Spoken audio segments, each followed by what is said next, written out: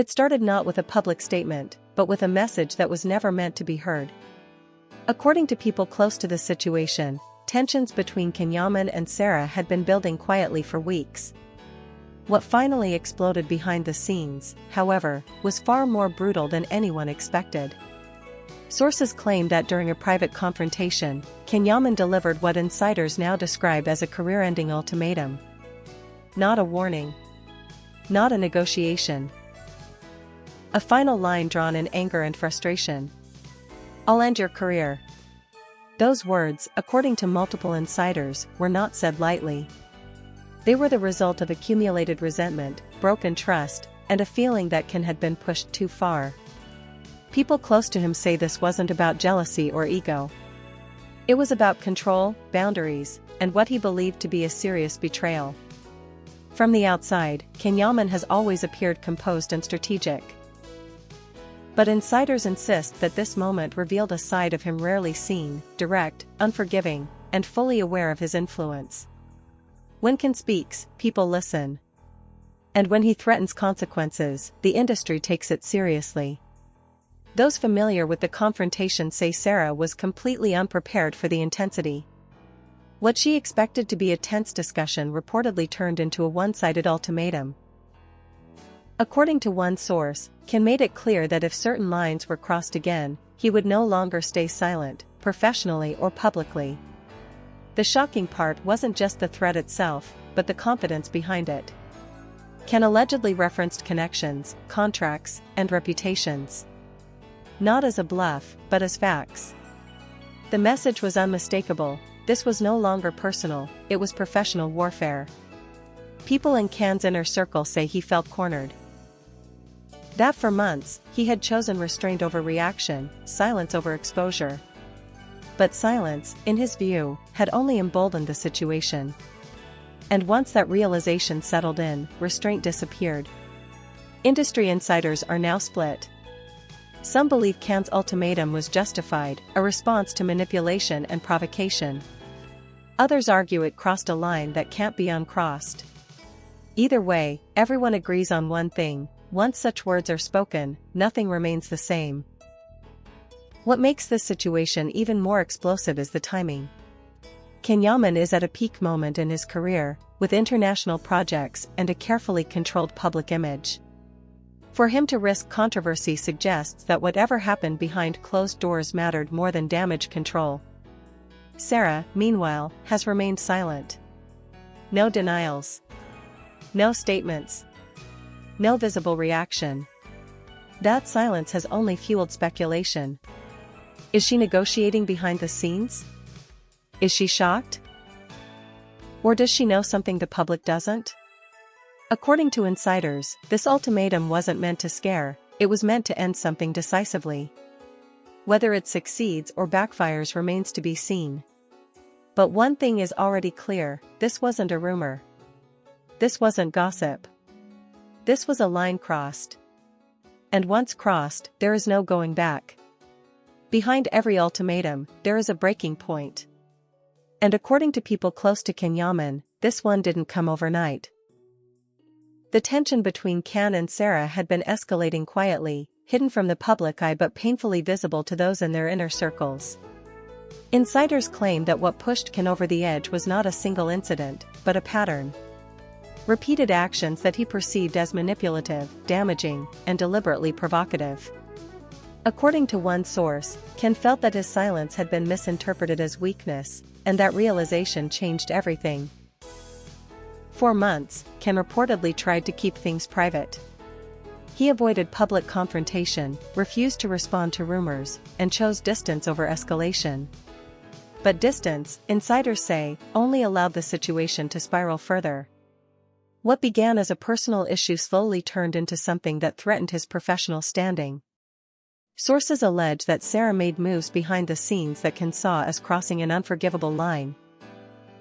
Whether it involved leaked information, strategic alliances, or calculated appearances, insiders agree on one point: Ken believed his reputation was being used as leverage, without his consent. That belief struck at the core of who he is. Yaman has always been fiercely protective of his career. Every project, every collaboration, every public move is carefully calculated. To feel that control slipping, especially at the hands of someone he once trusted, was, according to those close to him, intolerable. The ultimatum, insiders insist, wasn't emotional chaos. It was the final result of restraint failing. Ken didn't explode publicly. He didn't create a scandal on social media. Instead, he confronted the situation directly, and privately, with a message designed to end uncertainty. People close to Sara claim she underestimated how far Ken was willing to go. She believed the dynamic still allowed room for negotiation. What she didn't anticipate was how prepared he was to sever ties completely, even if it meant collateral damage. Industry figures watching from the sidelines describe the situation as volatile. When two high-profile figures clash behind closed doors, consequences rarely stay private. Contracts are reassessed. Alliances shift. Reputations hang in the balance. What makes this standoff particularly dangerous is that neither side appears willing to retreat. Ken's ultimatum suggests finality. Sara's silence suggests calculation. And in the entertainment world, silence can be just as strategic as threat. Friends of Ken say he understands the risks. He knows ultimatums can backfire. But he also believes that allowing the situation to continue unchecked would cause greater damage in the long run. In his mind, drawing a brutal line now was preferable to bleeding slowly later. As the tension simmers, one question grows louder: was this ultimatum an act of protection, or the start of an all-out professional war? When an ultimatum like this circulates behind the scenes, it doesn't stay contained for long. According to industry insiders, the moment Ken Yaman's words reached the right ears, the atmosphere shifted. Not publicly, but professionally. Quiet phone calls were made. Meetings were postponed. And suddenly, people started choosing sides without saying it out loud. Sources claim that Ken's reputation alone was enough to send a signal. He isn't just another celebrity making noise. He's a strategic figure with international reach, strong contracts, and influential connections. When someone like that draws a line, the industry listens, carefully. Several insiders suggest that producers and managers became cautious almost immediately. Not because they feared scandal, but because they feared unpredictability. No one wants to be caught in the middle of a power conflict, especially one that could escalate from private tension into public fallout. Sara's name, according to sources, began to circulate in a different tone. Not accusatory, but hesitant. Questions were raised. Background checks were quietly revisited. Future collaborations were discussed with more caution than before. In this business, perception can shift faster than facts. What's striking, insiders say, is that Ken didn't need to make any public move for this reaction to happen. His silence after the ultimatum was as loud as the threat itself. No denials.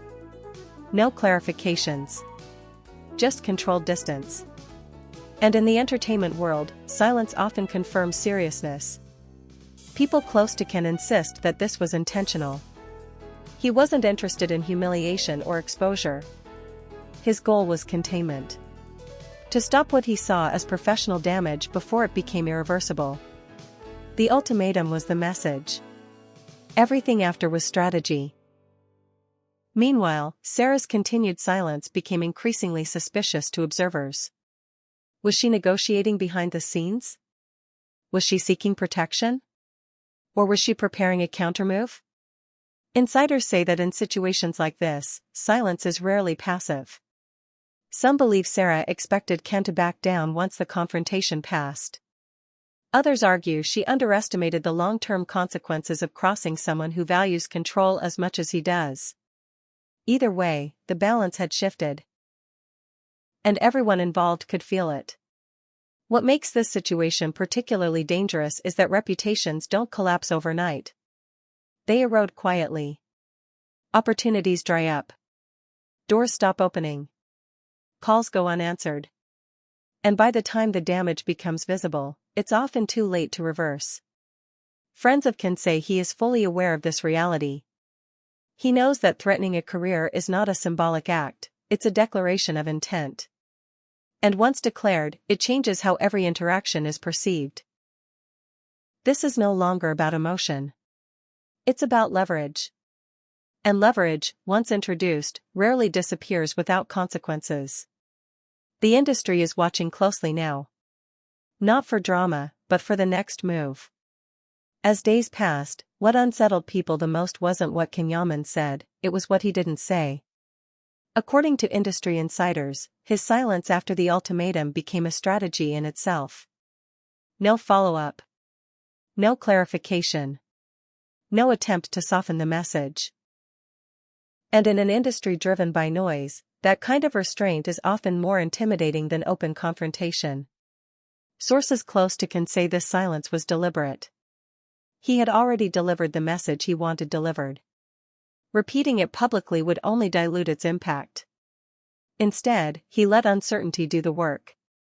When people don't know how far someone is willing to go, they assume the worst, and adjust their behavior accordingly. Behind the scenes, the effects became clearer. Insiders claim that conversations involving Sara increasingly included hesitation. Not rejection, but caution. Let's wait. Let's see how this develops. Now might not be the right time. In this business, those phrases are often the beginning of an ending. What makes this particularly effective, sources say, is Khan's reputation for follow-through. He is not known for empty threats. When he draws boundaries, he enforces them quietly and methodically. That history alone gave weight to the ultimatum, even without action. People close to Sara reportedly began reassessing their position as well. Allies distanced themselves. Advisors urged caution. The message was clear. This situation had escalated beyond a personal dispute. It was now about survival in a tightly connected industry. Insiders emphasize that Khan never intended to destroy anyone publicly. That's not his style. His approach has always been controlled damage. Minimizing chaos while maximizing consequence. The ultimatum wasn't about revenge. It was about leverage. And leverage works best when it's invisible. Some in the industry believe Sara expected a public explosion, a scandal she could respond to, deny, or spin. What she got instead was silence. And silence offers no angles, no headlines, no counters. It just sits there, forcing everyone else to move first. Meanwhile, Khan continued working as if nothing had happened. Projects moved forward. Meetings resumed. Appearances stayed polished. That contrast, stability on one side, uncertainty on the other, only deepened the imbalance. Friends of Khan say this phase required discipline. Silence is hard to maintain when provoked. But Khan understood that reacting emotionally would weaken his position. Control, not outrage, was the goal. The industry now waits in a strange pause. No official fallout. No confirmed consequences. Just a growing sense that something has shifted. And that whatever comes next will not be loud, but final. Because in this business, careers don't always end with a scandal. Sometimes they end with silence. In the end, the most dangerous part of Yaman's ultimatum was never the words themselves. It was the finality behind them. According to people close to the situation, once Khan decided to draw that line, there was no intention of renegotiation, no expectation of apology, and no plan for reconciliation. This wasn't a threat born from anger alone. It was the result of calculation. Insiders say Khan reached a point where protecting his career meant accepting conflict rather than avoiding it. Silence had failed. Distance had failed. And once he believed his professional integrity was being used or compromised, the rules changed. For him, this was no longer about emotions, it was about control. What followed was not chaos, but containment. No public attacks. No leaked statements. No dramatic escalation. Just a quiet but unmistakable shift in how doors opened, and how some began to close. Industry observers point out that this is how real power operates. Not loudly. Not impulsively, but consistently. When someone with influence stops engaging, stops recommending, stops supporting, the consequences accumulate invisibly. Opportunities don't vanish overnight. They fade. According to sources, Ken was fully aware of this. And that awareness is what makes the ultimatum so unsettling. It wasn't meant to humiliate. It was meant to end uncertainty. To make it clear that certain lines, once crossed, cannot be uncrossed. Sara's continued silence only deepened the tension. In a situation like this, silence can mean many things: negotiation, fear, preparation, or denial. But regardless of the reason, it confirmed one reality: the balance of power had shifted. People close to Ken say he never wanted to become the villain of this story. He wanted closure. And when closure wasn't possible through dialogue, he chose boundaries. Brutal ones, yes, but definitive. What makes this ending so uncomfortable is that there is no dramatic resolution. No apology scene. No public victory. Just a cold understanding that something has permanently changed. For Yaman, the ultimatum marked the moment he stopped tolerating ambiguity. He accepted the cost of drawing a hard line, knowing it would attract criticism, speculation, and judgment. But he also knew the alternative: continued erosion. And erosion, in his mind, was the real danger. This story doesn't end with destruction. It ends with separation. With paths that no longer intersect. With influence quietly withdrawn. And with a lesson the industry understands well but rarely says out loud: in this world, careers don't always end because someone attacks you. Sometimes they end because the people who once protected you stop doing so. For Yaman, this was not an emotional explosion. It was a decision. And decisions like that don't echo loudly, they settle permanently.